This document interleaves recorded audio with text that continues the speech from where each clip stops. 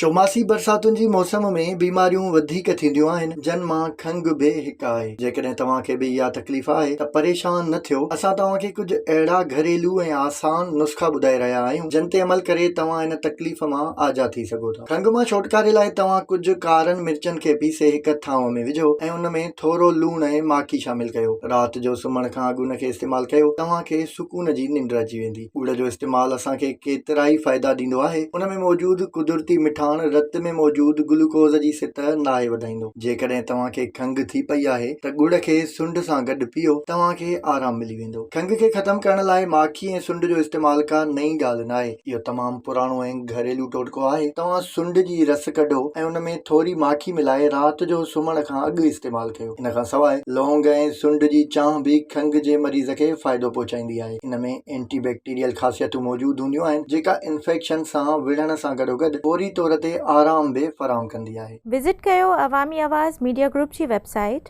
awamiawaz.pk